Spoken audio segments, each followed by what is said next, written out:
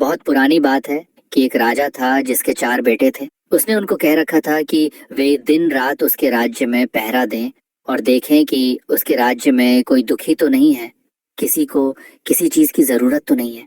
एक सुबह की बात है कि सबसे बड़े राजकुमार को पहरा देते समय एक जोगी मिल गया।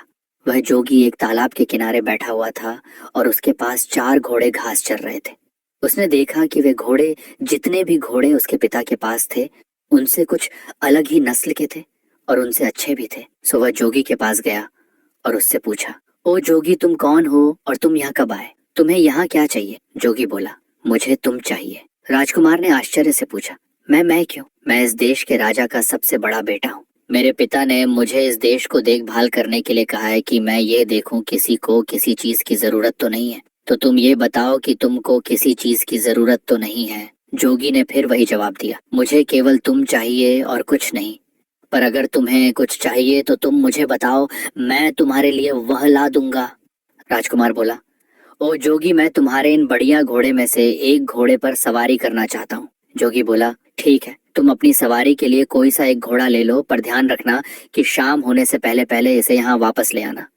जब तुम यहाँ आओगे तो मैं उम्मीद करता हूँ कि मैं तुम्हारी दिन भर की सवारी के बारे में तुम्हारे कुछ अनुभव जरूर सुनूंगा। राजकुमार ने एक घोड़ा चुना और उस पर सवार होकर चल दिया। जैसे ही राजकुमार उस घोड़े पर चढ़ा तो उस घोड़े ने तो बहुत तेजी से भागना शुरू कर दिया और वह एक जंगल की तरफ जा रहा था। वह एक सब्जी के बागीचे के पास जाकर रुक गया। उस बागीचे के चारों तरफ ऐसी बाड़ लगी थी, उसके भीतर कोई नहीं घुस सकता था। राजकुमार जंगल की तरफ कुछ दूर और गया और फिर वहां से लौटने लगा। जब वह वापस लौट रहा था तो उसने देखा कि उस सब्जी के बागीचे के बाड़े में लगे सारे डंडे हंसिया बन गए और बागीचे में से सब्जियां काट रहे हैं। ये देखकर उसे आश्चर्य तो बहुत हुआ, पर उसकी वजह उसकी समझ में नहीं आई कि ऐसा कैसे हुआ। वह वहां से चलकर जोगी के पास आ गया। जोगी ने उससे पूछा कि उसकी घोड़े की सवारी कैसी रही, उसने रास्ते में क्या कुछ देखा। राजकुमार बोला, मैंने एक बागीचा देखा जिसके चारों तरफ एक ऐसी बाड़ लगी हुई थी जिसमें से अंदर जाना नामुमकिन था। मैं उससे थोड़ा और आगे चला गया। फिर जब मैं वापस लौट कर आया तो देखा कि उसी बाड़ के डंडे हंसिया बने उस बागीचे में से सब्जी काट रहे हैं। जोगी ने पूछा, जानते हो इसका क्या मतलब है? राजकुमार बोला, नहीं, मैं तो नहीं जानता। जोगी बोला, नहीं जानते?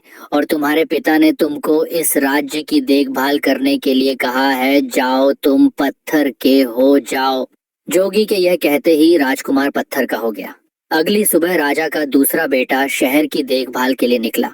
वह भी उसी जोगी के पास पहुंच गया। उसने भी जोगी के बढ़िया घोड़े देखे तो वह भी उन बढ़िया घोड़े को देखकर बहुत खुश हो गया। वह भी जोगी के पास रुका और उससे पूछा कि वह कौन है और वहां कहाँ से आया है। जोगी बोला, मैं यहाँ इस देश में कुछ दिनों से घूम रहा हूँ। ये चारों घोड़े मेरे हैं। क्या तुम इनमें से किसी एक घोड़े की सवारी करना चाहोगे? कल राजा का सबसे बड़ा बेटा यहाँ आया था। उसने इनमें से एक घोड़े की सवारी करनी चाहिए। मैंने उसको किसी भी घोड़े को चुनने और उसकी सवारी की इजाजत दे दी, पर जब सवारी करके वह वापस आया तो जो कुछ उसने रास्ते में देखा था वह उसका मतलब मुझे समझा न सका, तो मैंने उसको पत्थर का बना दिया। राजकुमार बोला, अच्छा, मगर उसने ऐसा क्या देखा जिसे वह तुम्हें समझा नहीं सका? तब जोगी ने उसे बताया कि उसने क्या देखा था और यह वायदा किया कि अगर वह इस बात को उसे समझा सका कि वे डंडे हंसियों में क्यों बदल गए थे तो वह उसके भाई को जिंदा कर देगा। राजकुमार बोला, जोगी, तुमने तो ये बहुत ही मुश्किल सवाल पूछ लिया। जब मैंने उसे देखा ही नहीं जिसके बारे में तुम मुझसे पूछ रहे हो, तो मैं उसे तुम्हें कैसे समझा सकता हूँ? हाँ, अगर मैं तुम्हारा एक सुंदर घोड़ा ले जाऊं और उसे देखाऊं तो शायद मैं तुम्हें समझा सकूं। जोगी ने उसको इजाजत दे दी और वह एक घोड़ा लेकर वहां से चला गया। वह घोड़ा भी उसको एक जंगल की तरफ ले गया। वहां जाकर उसने देखा कि नई पैदा हुई बछिया अपनी माँ को दूध पिला रही है। वह बहुत देर तक इस अजीब घटना को देखता रहा और फिर जोगी के पास लौट आया। जोगी ने पूछा, तुमने रास्ते में क्या देखा? राजकुमार ने उसे बताया कि उसने देखा कि नई पैदा हुई बछिया अपनी माँ को दूध पिला रही थी। जोगी ने उससे भी पूछा, क्या तुम बता सकते हो कि इसका क्या मतलब हुआ? राजकुमार बोला, मैं नहीं जानता। जोगी बोला, क्या तुम नहीं जानते? राजकुमार उसके इस सवाल का जवाब नहीं दे पाया क्योंकि इससे पहले ही वह पत्थर का बन चुका था। तीसरी सुबह तीसरा राजकुमार शहर की देखभाल के लिए निकला और वह भी जोगी के पास आया। उसने भी उसके घोड़े देखे। वह भी उसके घोड़े देखकर आश्चर्यचकित रह गया। उसने उससे पूछा कि वह कौन था और उसको इतने सुंदर घोड़े कहाँ से मिले। उसके इन सवालों पर ध्यान न देते हुए जोगी ने उससे उसके पास बैठ जाने के लिए कहा। बातों बातों में उसने पता चला लिया कि यह भी राजकुमार था और अपने दो बड़े भाइयों की खोज में निकला था। उसने उसको बता दिया कि उसके दोनों बड़े भाइयों के साथ क्या हुआ। फिर उसने बाद में उससे यह भी कहा कि वह उसके दोनों भाइयों को जिंदा कर देगा अगर वह यह बता दे कि बाड़े के डंडे हंसियों में क्यों बदल गए थे और नई पैदा हुई बछिया अपनी माँ को दूध क्यों पिला रही थी। राजकुमार बोला, बहुत बहुत धन्यवाद। अगर आप मुझे अपना एक घोड़ा दे दें तो मैं इन अजीब चीजों को देखकर आ सकता हूँ और तब शायद आपको समझा सकूं। जोगी बोला, हाँ हाँ क्यों नहीं, तुम इनमें से कोई सा घोड़ा ले लो, मगर ध्यान रखना कि शाम होने से पहले ही यहाँ वापस आ जाना। राजकुमार ने उन घोड़े में से एक घोड़ा लिया और उस पर सवार होकर चल दिया। वह घोड़ा भी उसको जंगल की तरफ ले गया, जहाँ उसने देखा कि एक आदमी अपनी पीठ पर लकड़ियां लादे लिए जा रहा है। वह केवल उन्हीं लकड़ियों से संतुष्ट नहीं है जो उसने इकट्ठी कर ली हैं, बल्कि वह रास्ते में पड़ी और भी लकड़ियां उठाता जा रहा है। राजकुमार ने सोचा, इसका क्या मतलब हो सकता है? जब मैं जोगी के पास पहुंचूंगा तो मैं जोगी को इसका क्या मतलब बताऊंगा। अफसोस ये राजकुमार भी इस घटना का मतलब समझाने में नाकामयाब रहा और जोगी ने इसको भी पत्थर में बदल दिया। अगली सुबह राजा का चौथा और आखिरी बेटा शहर की देखभाल के लिए और अपने भाइयों को ढूंढने के लिए निकला, तो वह भी जोगी के पास आ निकला। उसने जोगी को प्रणाम किया और उससे पूछा कि क्या उसने उसके तीनों भाइयों को देखा है। जोगी बोला, हाँ देखा है। कहकर उसने एक तरफ इशारा करते हुए उससे कहा कि देखो तुम्हारे तीनों भाई ये खड़े हैं। मैंने ही उनको पत्थरों में बदल दिया है क्योंकि उन्होंने पास के जंगल में जो कुछ देखा था वे उनको मुझे समझा नहीं सके, पर मैं उनको जिंदा कर सकता हूँ अगर तुम मुझे उन सब का मतलब समझा दो तो। इसके बाद उसने उन राजकुमारों द्वारा देखे हुए तीनों घटना उसको बता दिए। राजकुमार बोला, अगर आप मुझे अपना एक घोड़े सवारी के लिए दे दें तो शायद मैं उनका मतलब बता सकूं। मैं खुद उस जंगल में जाकर उनको देखना चाहता हूँ।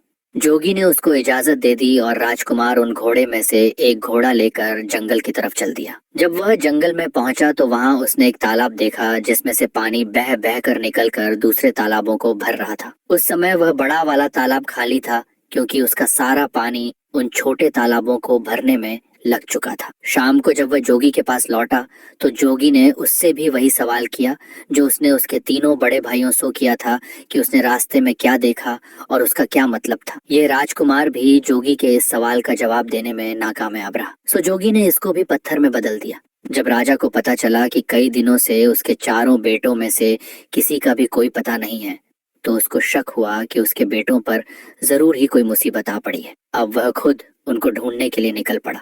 ढूंढते ढूंढते वह भी जोगी के पास आया। उसने भी जोगी से पूछा, जोगी जी क्या आपने मेरे चारों बेटों को कहीं देखा है? जोगी ने एक तरफ खड़े चार पत्थर के खंभों की तरफ इशारा कर दिया। राजा यह देख कर सकते में आ गया। उसके मुंह से निकला, कहीं आपका ये मतलब तो नहीं कि वे पत्थर में बदल गए? जोगी बोला, हाँ ये ही है वे। मैंने ही उनको पत्थरों में बदल दिया है क्योंकि वे मुझे जंगल में देखे हुए कुछ घटनाओं के मतलब नहीं समझा सके। फिर भी मैं उनको जिंदा कर सकता हूँ अगर तुम उनका मतलब मुझे समझा दो तो। अगर तुम्हें चाहिए तो तुम मेरा एक घोड़ा लेकर जंगल जा सकते हो। राजा बोला, नहीं धन्यवाद, इसकी कोई जरूरत नहीं है। पर अगर आप मुझे ये बता सकें कि उन्होंने क्या देखा जिसको वे आपको नहीं समझा सके तो शायद मैं उनको आपको समझाने की कोशिश कर सकूं। तब जोगी बोला, राजन तुम्हारे सबसे बड़े बेटे ने जंगल में एक सब्जी का बागीचा देखा जिसके चारों तरफ ऐसी बाड़ लगी थी जिसको पार कर उसके अंदर जाना नामुमकिन था। पर जब वह वहां से लौटा तो उसने देखा कि उस बाड़ के डंडे हंसिए बनकर उस बागीचे की सब्जी काट रहे हैं। इसका क्या मतलब है? राजा बोला, ये एक ऐसे आदमी की तस्वीर है जिसके पास कुछ पैसा सुरक्षा के लिए रखा गया हो और जब उस पैसे का मालिक अपना पैसा उससे वापस मांगने आया हो तो उस आदमी ने उसके पैसे को या तो कहीं छिपा दिया हो या फिर उसे खर्च कर दिया हो जिससे कि उस पैसे के मालिक को उसका पैसा न मिल पा रहा हो। जैसे ही राजा ने अपना वाक्य पूरा किया कि उसका बड़ा बेटा उसके सामने खड़ा हो गया। जोगी ने अपना दूसरा सवाल किया, तुम्हारे दूसरे बेटे ने एक नई पैदा हुई बछिया को अपनी माँ को दूध पिलाते देखा, इसका क्या मतलब है? राजा बोला, बड़ी अजीब सी बात है कि उसको ये देखकर किसी एक ऐसी स्त्री की याद नहीं आई जो अपनी बेटी की कमाई पर जिंदा रहती हो। राजा के ये कहते ही उसका दूसरा बेटा भी जिंदा होकर उसके सामने आ खड़ा हुआ। तब जोगी ने अपना तीसरा सवाल पूछा, राजन, तुम्हारे तीसरे बेटे ने एक ऐसा आदमी देखा जो अपनी पीठ पर लकड़ियां लादे ले जा रहा था। वह अपने उस ढेर से संतुष्ट नहीं था और रास्ते में उसको और जो लकड़ियां मिलती जा रही थीं, वह उनको भी उठाता जा रहा था। इसका क्या मतलब है? राजा बोला, ये इस बात को बताता है कि कुछ लोग ऐसे होते हैं जो उनके पास जो कुछ भी होता है वे उससे संतुष्ट नहीं होते, उनको हमेशा ही और ज्यादा की इच्छा बनी रहती है। जैसे ही राजा ने ये शब्द बोले कि उसका तीसरा बेटा भी जिंदा होकर उसके सामने आ खड़ा हुआ। अब जोगी ने अपना चौथा और आखिरी सवाल पूछा, राजन, तुम्हारे सबसे छोटे बेटे ने जंगल में एक तालाब देखा जिसने 6 दूसरे तालाबों को पानी देने के लिए अपने आप को खाली कर दिया, इसका क्या मतलब है? राजा बोला, जोगी जी, वह बड़ा तालाब दुनिया के उन आदमियों के समान है जो दूसरों को देने के लिए अपना सब कुछ खर्च कर देते हैं, पर बदले में उन्हें क्या मिलता है? कुछ भी नहीं। जैसे ही राजा ये बोला, उसका चौथा बेटा भी जिंदा होकर उसके सामने आ खड़ा हुआ। राजा और उसके चारों बेटे खुशी खुशी अपने महल वापस लौट आए। कुछ समय बाद ही राजा ने अपनी गद्दी छोड़कर अपना राज्य अपने बच्चों को दे दिया और वह खुद जंगल में शांति से रहने चला गया।